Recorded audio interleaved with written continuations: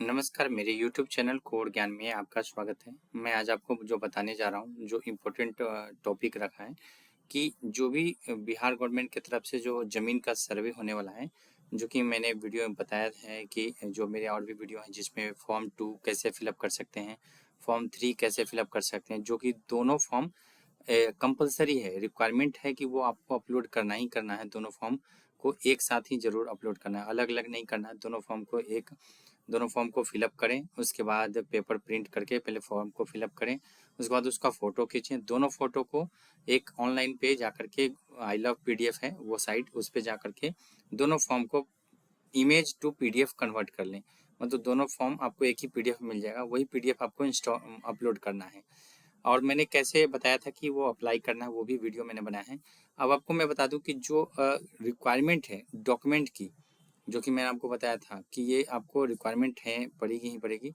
तो वो कौन कौन से दस्तावेज हैं जो आपको रिक्वायरमेंट पड़ेंगी, आपका ज़रूरत पड़ेंगी, वो आपको परिचय दिखाने के लिए या आपको प्रूफ दिखाने के लिए कि आपकी ही ये ज़मीन है या आपके परिवार या आपके पूर्वजों की ये ज़मीन है। तो सबसे पहले मैं बता दूं कि आपको ये पता करने के लिए, डाउनलोड करने के लिए यहीं पे गवर्नमेंट ने ये सारी डिटेल दी है। आपको सिर्फ गूगल में सर्च करना है DLRS बिहार गवर्नमेंट। जैसे आप सर्च करते हैं साइट फर्स्ट पे जाकर के आपको ये इस पे क्लिक करना है। जैसे ही क्लिक करते हैं आप देख सकते हैं होम है ये बना हुआ, आपको डाउनलोड पे क्लिक करना है। डाउनलोड पे जाकर के यहाँ पे देख सकते हैं टेक्निकल मैनुअल और प्रपत्र एंड अदर फॉर्म्स है, इस पे क्लिक कर दें। अब आप देख सकते हैं टेक्निकल मैनुअल है और प्रपत्र फॉर्मेट है। तो हमें सिर्फ प्रपत्र से मतलब है इसमें भी। तो आप देख सकते हैं यहाँ पे वंशावली आधार पे प्रत्येक अधिकारी का दखल लिखा हुआ है, इस पे हमें क्लिक करना है। जैसे ही क्लिक करते हैं तो ये आ चुका है। अब मैं दिखाता हूँ इसे थोड़ा बड़ा करके इसमें। तो जैसे ही आप डिटेल देख सकते हैं कि जो अनुलंघन है, आपको जो नीड है, वो सबसे ज़रूरी है कि यहाँ मृत जमाबंदी रैयत की मृत्यु की तिथि या वर्ष आपको यहाँ पे जानकारी होनी चाहिए, जिनके नाम पे ज़मीन थी या जो मालिकाना थे पहले। उसके अलावा मैं बता दूं कि जमाबंदी संख्या की विवरणीय या मालगुजारी रसीद संख्या या वर्ष आपको ये डिटेल होनी चाहिए। जैसे रसीद कभी कट रहा होगा तो आपको रसीद का डिटेल आपको यहाँ पे आपके पास होना चाहिए, या वर्ष कब से देख रहे थे संख्या वो आपको यहाँ पे होनी चाहिए। जमाबंदी की संख्या की विवरणी भी होनी चाहिए, यदि नहीं है तो मालगुजारी रसीद नहीं है तो।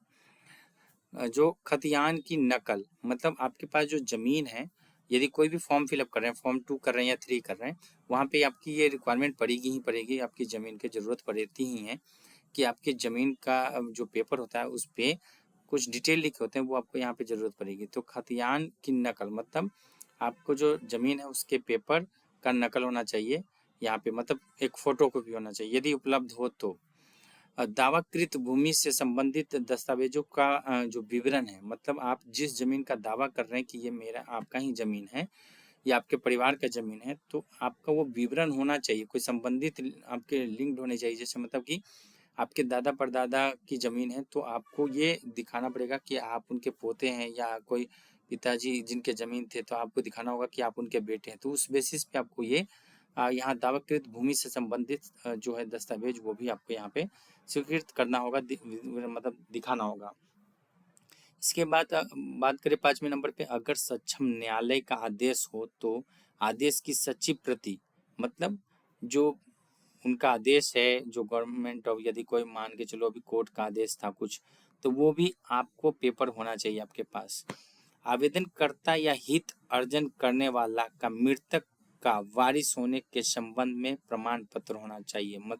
मैंने बताया था यदि कोई पूर्वजों का जमीन है या फादर के नाम पे जमीन है और वो नहीं है, तो वो भी रेफरेंस में आपका होना चाहिए कि आप उनके वारिस हैं, वो प्रूफ होना चाहिए, प्रमाण पत्र होना चाहिए आपको। उसके बाद बात करें आवेदनकर्ता या आवेदनकर्ताओं के आधार कार्ड की छाया प्रति होनी चाहिए। छाया प्रति मतलब आपको वो फोटो कॉपी आपके पास होनी चाहिए आपका आधार कार्ड का। वोटर कार्ड की छाया प्रति, मतलब आपके पास आधार कार्ड का, वोटर आईडी कार्ड का, दोनों का आपके पास होना चाहिए। यदि खाता आपका जो ज़मीन है उसका यदि है तो वो भी आपको उसका फोटो कॉपी होना चाहिए। विश्वास वजन यहाँ पे हस्ताक्षर करना होगा। तो ये जो आप सबमिट करेंगे, मैंने बताया था ये पेपर जो 3A11 का 1.1 का है, ये पेपर जो डाउनलोड आपने किया है सो होगा अभी।